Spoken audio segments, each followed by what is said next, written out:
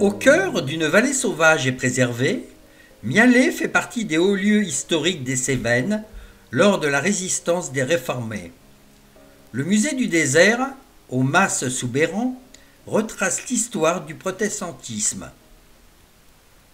Au lieu historique des Cévennes, Mialet et les hameaux qui en dépendent ont eu un rôle capital dans la révolte des Camisards.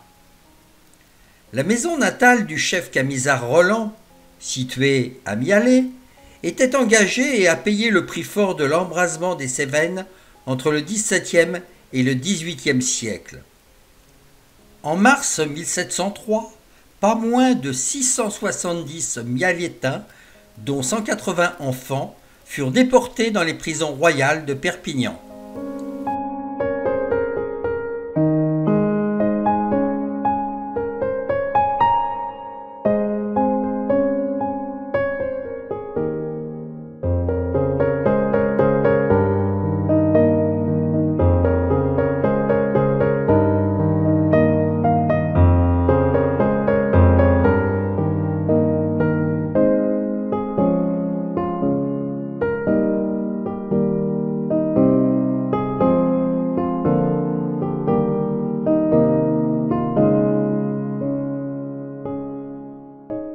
Vous qui allez visiter la Bambouserie, faites les 6 kilomètres qui vous séparent de Mialet.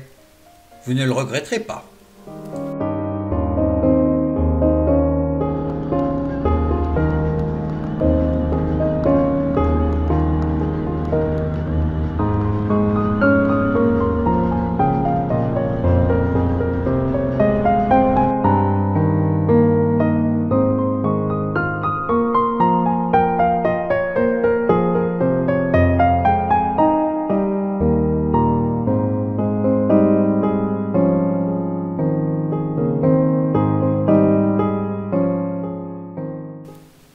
Saint-Jean-du-Gard, village au caractère cévenol affirmé, s'étire le long du Gardon.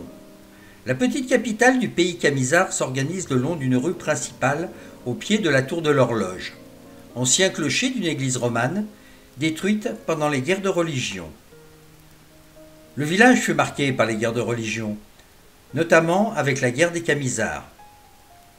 Ce fut d'ailleurs la dernière étape du voyage de Robert Louis Stevenson, qui termina à Saint-Jean en 1878 les 220 km de son célèbre voyage en Cévennes avec un âne.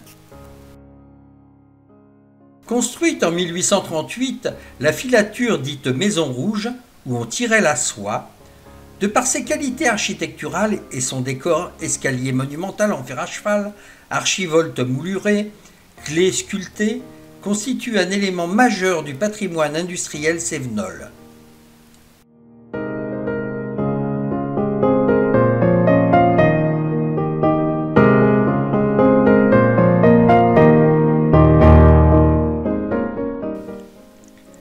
La départementale 9 entre Saint-Jean-du-Gard et Florac se nomme la Corniche des Cévennes. C'est l'ancienne route royale de Nîmes à Saint-Flour. Elle fut construite sur ordre du roi pour pouvoir surveiller tout mouvement de troupes pendant la guerre des Camisards. Elle est maintenant connue pour les nombreux panoramas qu'elle offre à la vue sur les vallées cévenoles. De fait, cette route mythique survole une terre de caractère où l'homme a su faire face à la nature pour modeler le paysage et rendre la vie possible. Bancelles, magnaneries et autres châtaigneraies sont aujourd'hui des témoins directs de la vie cévenole d'autrefois.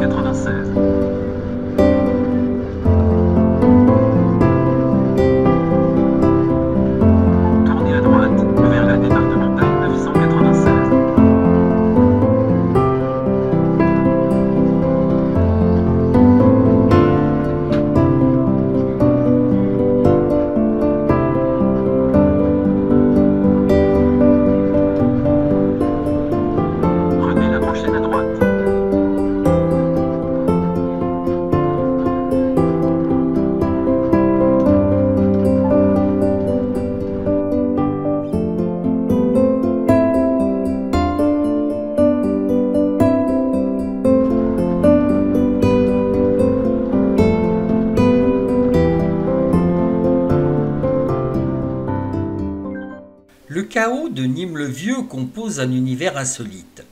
Inscrit en zone cœur du parc national des Cévennes, le site de Nîmes-le-Vieux a été baptisé ainsi en 1908 par son découvreur.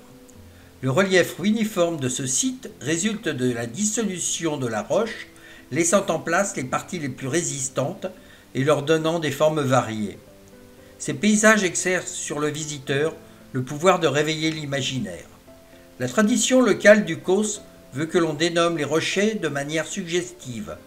De cette tradition sont nés des contes comme l'histoire de la peau du diable, dont la fin est oubliée.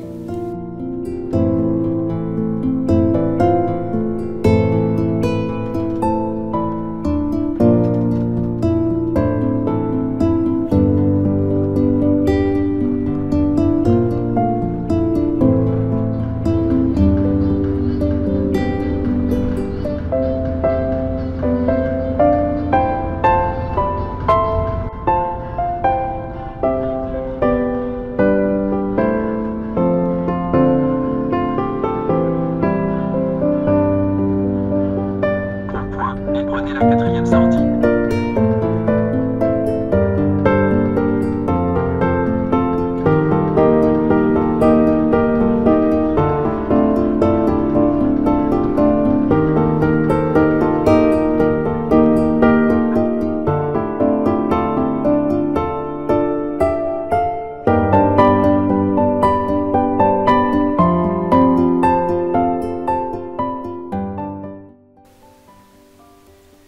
Les plus anciennes mentions de Vallée-Rogue datent du XIIIe siècle. Le pont roman qui enjambe l'Hérault est l'un des témoins de cette époque ancienne. Au XIXe siècle, avec une population dépassant les 4000 habitants, elle est alors une petite cité industrielle produisant de la soie et moulinant le fil dans plus de 17 filatures s'échelonnant sur l'Hérault ou le Claroux.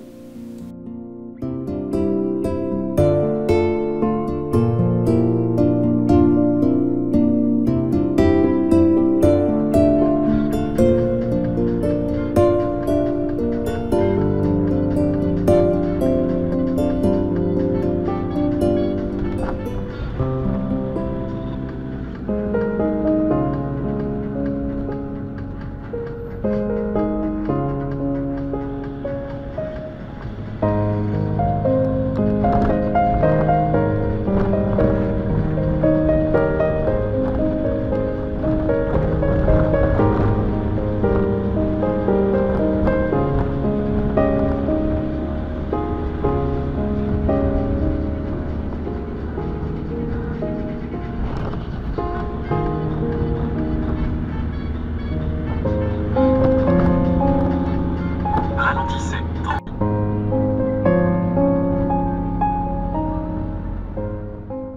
Bref passage sur le Vigan, mais comme à l'habitude, impossible de trouver une place correcte pour se garer. Eh bien tant pis pour eux.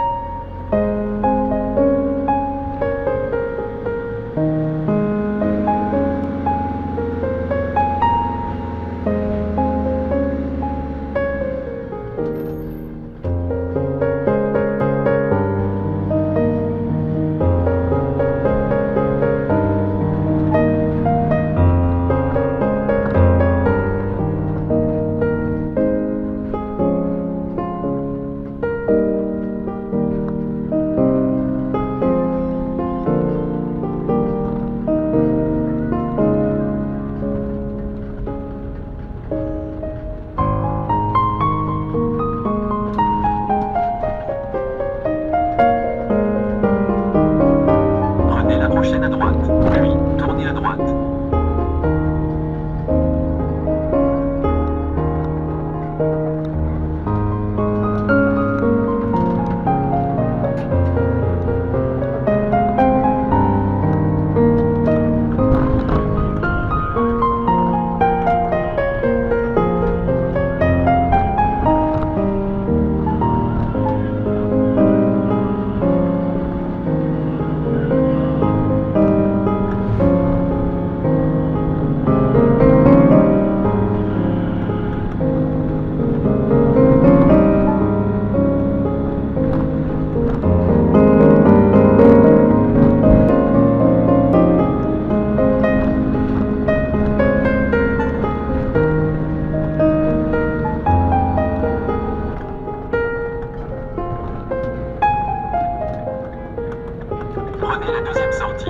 la départementale 999.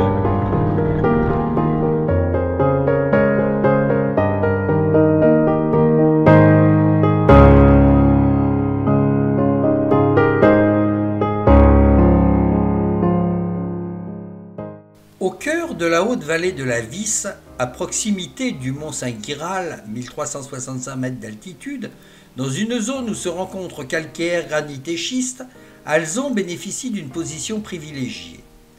Préservé des dommages d'un urbanisme non maîtrisé, il a conservé ses rues typiques et pour grande part ses façades anciennes.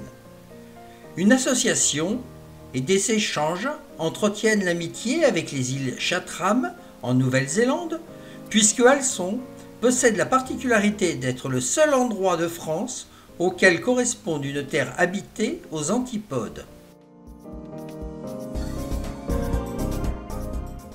La légende du pont du diable, alors que les moines de Gélone et d'Aniane ne ménagent pas leurs efforts pour la construction du pont traversant l'Hérault au débouché des gorges sur la plaine, on constate chaque matin en abordant les lieux que les travaux réalisés la veille sont systématiquement détruits. Les deux congrégations monastiques comprennent très vite que le projet subit des entreprises de sabotage nocturne et en appellent à la protection de leur saint patron Guilhem, qui un soir décide de se rendre seul sur les lieux pour y interpeller les éventuels malfaiteurs. Après quelques heures postées à attendre, Guilhem constate que le diable, déguisé dans un costume de bouc noir, fracasse les travaux du pont. Je voulais visiter Saint-Guilhem-le-Désert, mais encore une visite ratée. On se gare où pour visiter ce lieu, paraît-il, si sublime? Sur place, rien, pour nous, dommage. À 6-7 km au pont du Diable, un stationnement avec une navette disent-ils, mais uniquement en juillet-août, et en juin, seulement les week-ends. Voilà pourquoi je me suis retrouvé à Marseillan.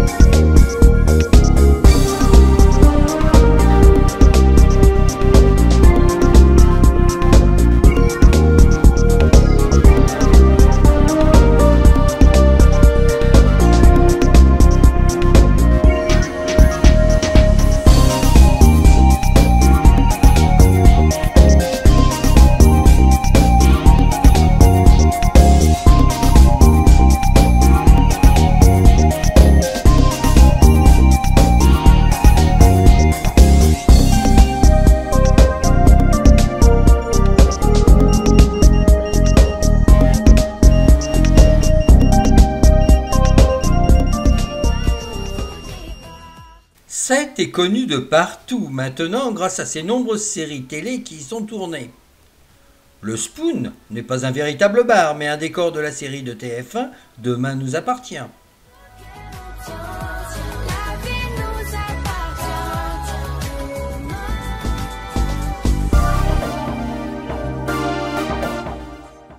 Anciennement nommé CETE, C-E-2-T-E, jusqu'en 1927, cette ville a une ambiance de petite cité portuaire et une invitation à la poésie s'exhale des rues de cette commune, à la fois villégiature prisée entre mer, étang et canaux, et ville populaire à l'âme maritime.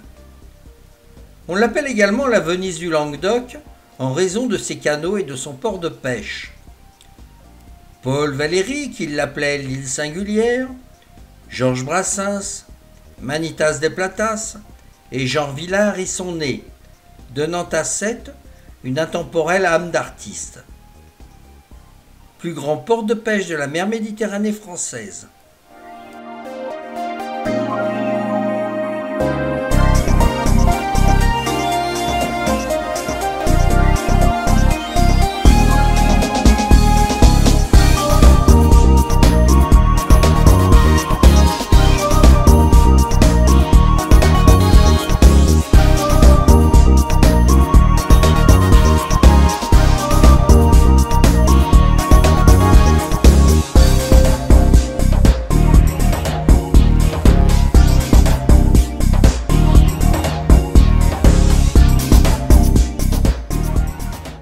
Les pitchouns s'y mettent aussi. Dès leur plus jeune âge, les petits sétois rêvent de devenir de grands jouteurs.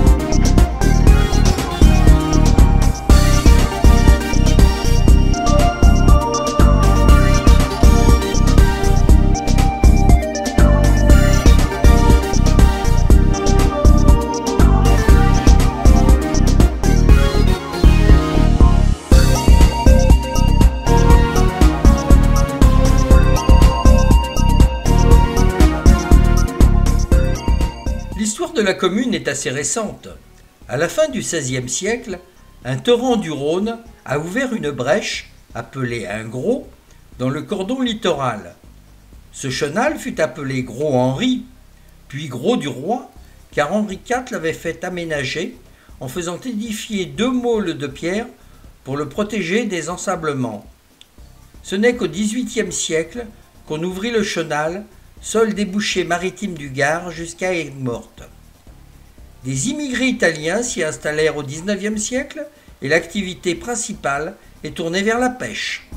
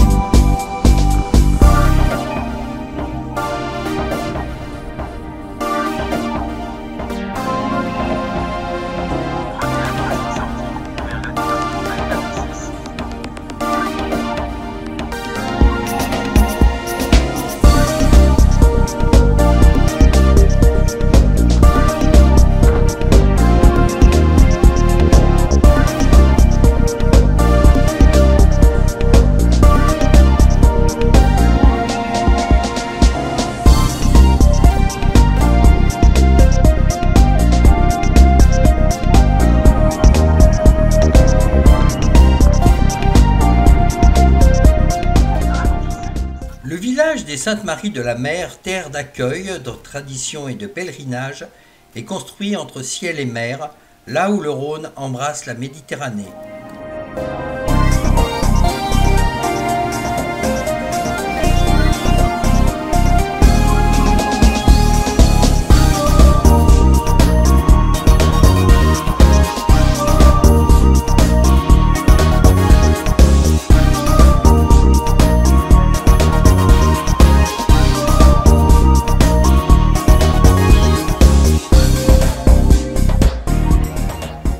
Site de légende, son rivage accueillit à l'aube de la chrétienté Marie Jacobée, Marie Salomé et leur servante Sarah, chrétienne, persécutée, fuyant la Palestine sur une barque sans gouvernail.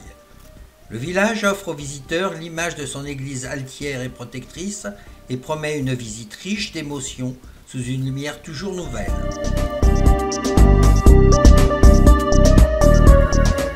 Les Saintes-Maries de la Mer s'érige en capitale pour qui s'éprend de la Camargue, envoûtée par sa beauté sauvage, sa culture et ses traditions vivantes et authentiques.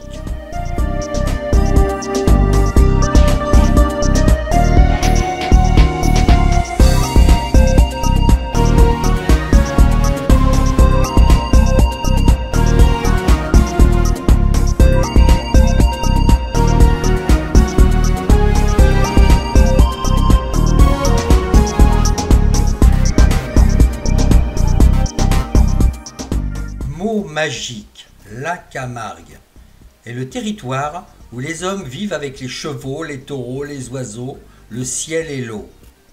Magie d'un pays aux espaces naturels préservés, sanctuaire fragile d'une faune et d'une flore exceptionnelle en Europe, protégée par le parc naturel régional de Camargue, elle est un paysage unique, situé entre les deux bras du Rhône. C'est un delta, le Grand Rhône vers le sud-est, le Petit Rhône vers le sud-ouest.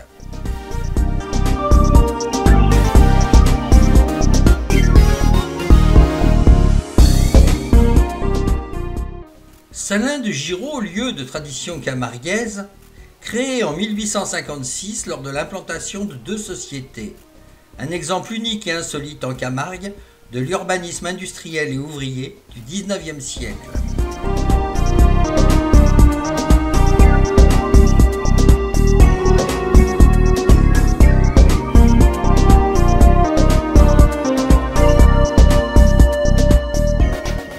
La Camargue est une vaste zone humide d'environ 100 000 hectares, la plus grande de France et aussi l'une des plus secrètes.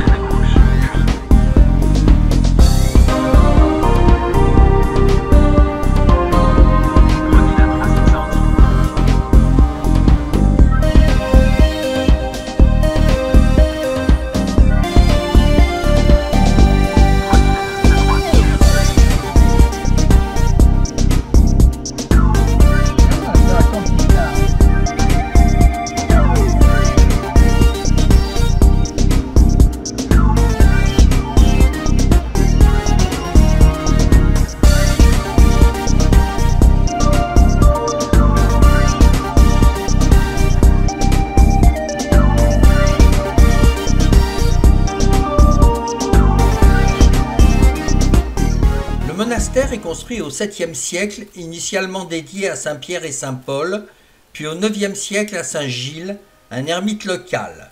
Ces reliques conservées dans l'église abbatiale en font un important lieu de pèlerinage vers Saint-Jacques-de-Compostelle.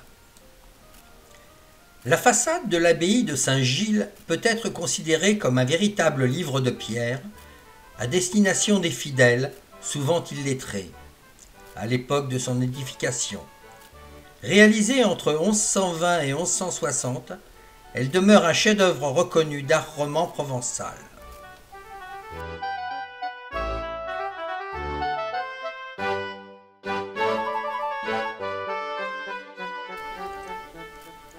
La partie haute de l'abbaye a énormément souffert des démolitions, protestantes comme révolutionnaires.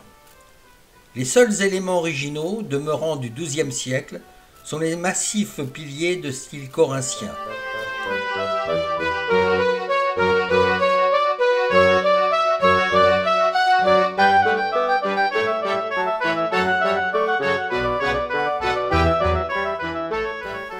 On estime que la crypte représentait à l'époque en termes d'affluence le quatrième lieu de pèlerinage de la chrétienté, après Rome, Jérusalem et Saint-Jacques-de-Compostelle.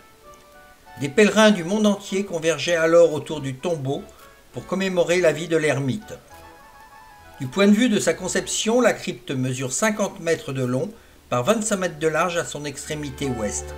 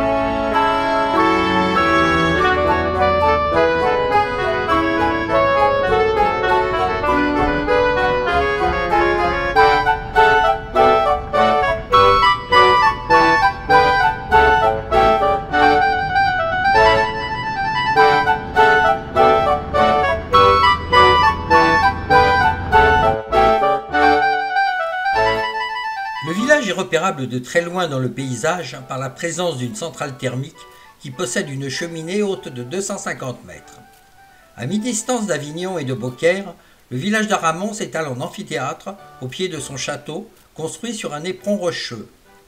Offrant de tout temps un abri sûr aux navigateurs, le village développe dès l'époque romaine une activité portuaire qui atteint son apogée au XVIIe siècle. Huile, vin, sel, céréales partaient d'Aramon vers la France entière.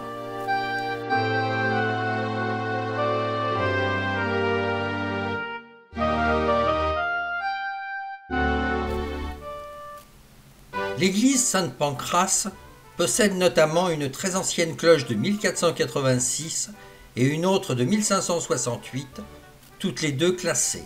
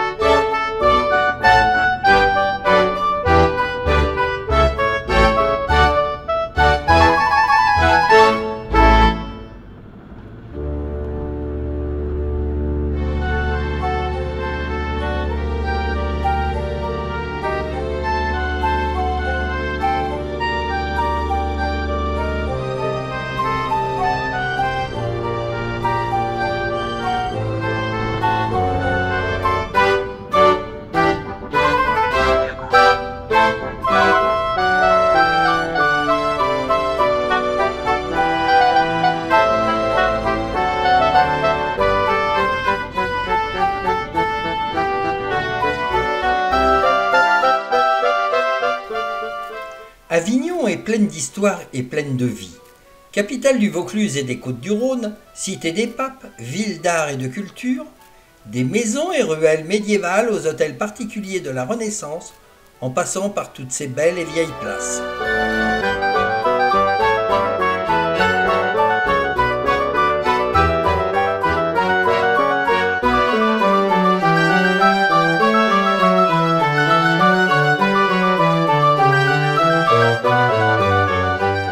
Le formidable Palais des Papes, emblème de la ville et témoin monumental de l'importance d'Avignon dans le monde chrétien au Moyen-Âge, est hélas détruit dans son environnement par des façades d'immeubles modernes du plus mauvais goût. C'était mon coup de gueule.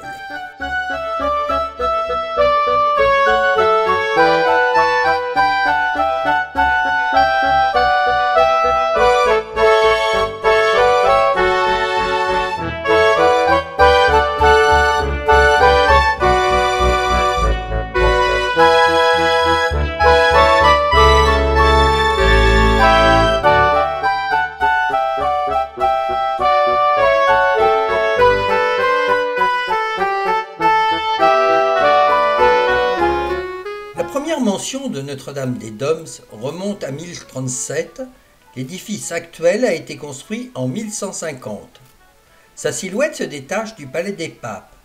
Du sommet de son clocher, la statue de la Vierge entièrement dorée, 6 mètres de haut et pesant 4500 kg, baignée et protège la ville, a été érigée en 1859. À l'intérieur, on y découvre plusieurs tableaux signés de Nicolas Mignard du XVIIe siècle, ainsi qu'une allégorie de la mort, les 3 morts et le 3 vifs, et les statues de Sainte Marthe et de Sainte Marie-Madeleine. On peut également y voir les tombeaux des papes Benoît XII et Jean XXII.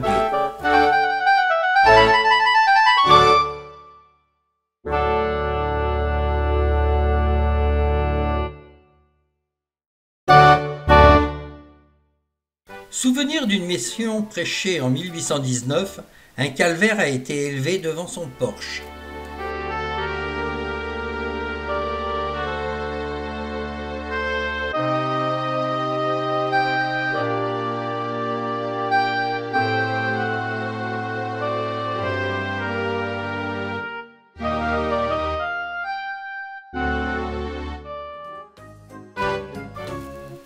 Le pont Bénézet, appelé plus communément le pont d'Avignon, du pont lui-même il ne reste que les 4 célèbres arches et la tour Philippe le Bel du côté de Villeneuve-les-Avignon, et bien sûr la célèbre chanson sur le pont d'Avignon qui a fait le tour du monde.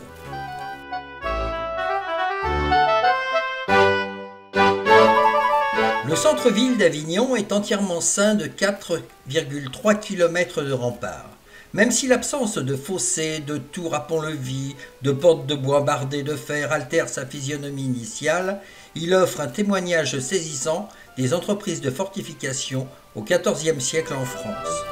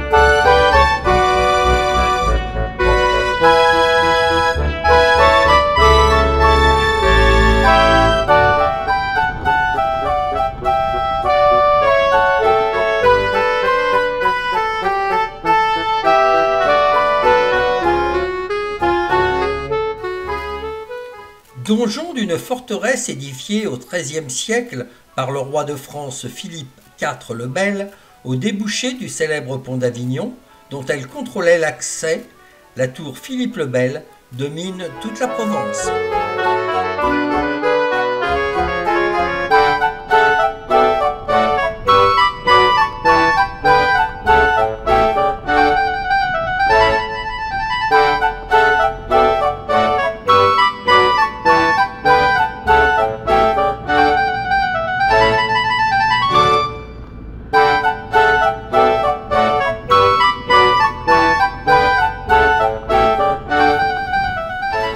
L'imposant Fort Saint-André à Villeneuve-les-Avignon, remarquable par sa conservation, est installé sur le mont Andaon, un éperon rocheux qui s'élève à 50 mètres au-dessus de la plaine du Rhône.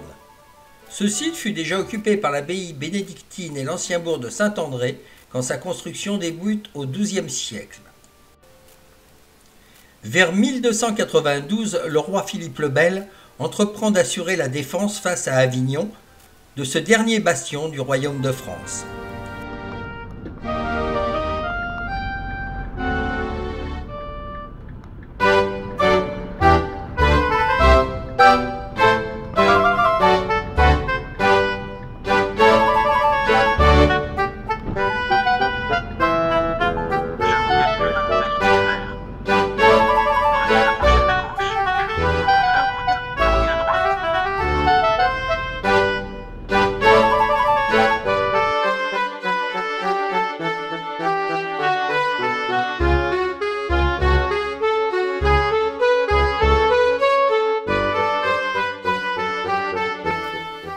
Église de style gothique méridional, édifiée au XIVe siècle par le cardinal Arnaud de Via, neveu du pape Jean XXII, elle était la chapelle d'un monastère de chanoines fondé par le cardinal au XIVe siècle.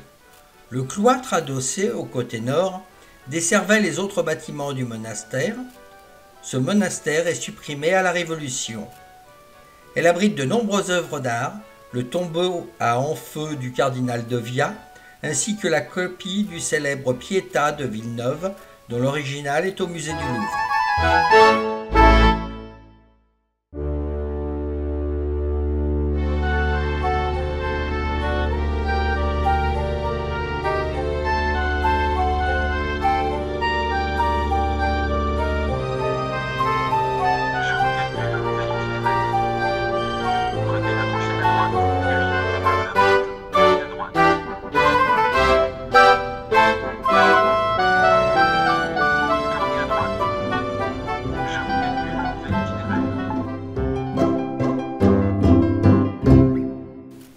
Au nord du département du Gard, la Roque-sur-Cèze s'est construit sur un piton rocheux en surplomb de la Cèze, qu'enjambe un vieux pont à 12 arches. Dominé par les vestiges d'un ancien château et sa chapelle romane, le village aux calades pentues et maisons de pierre blondes à génoise offre une vue imprenable sur les cascades du Sottadé.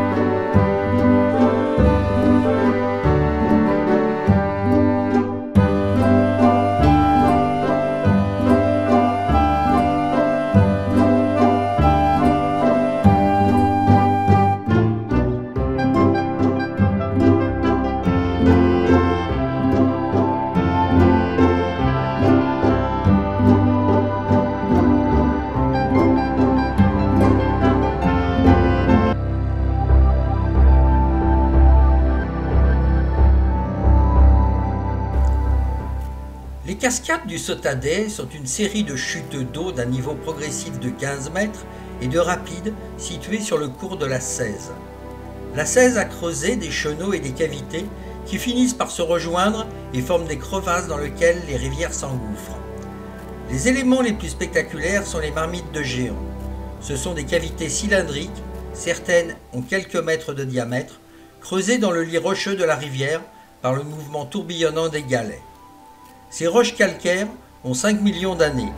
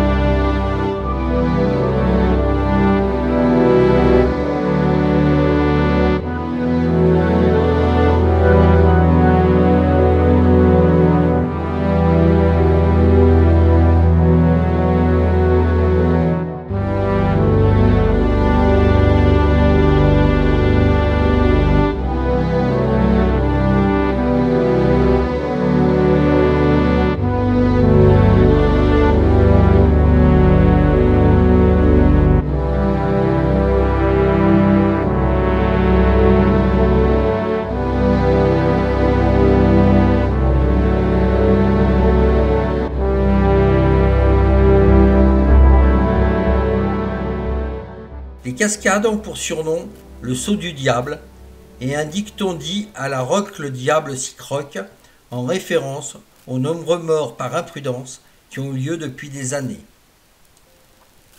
Le lendemain de mon passage, un jeune homme de 16 ans se noie aux cascades du Sotadet.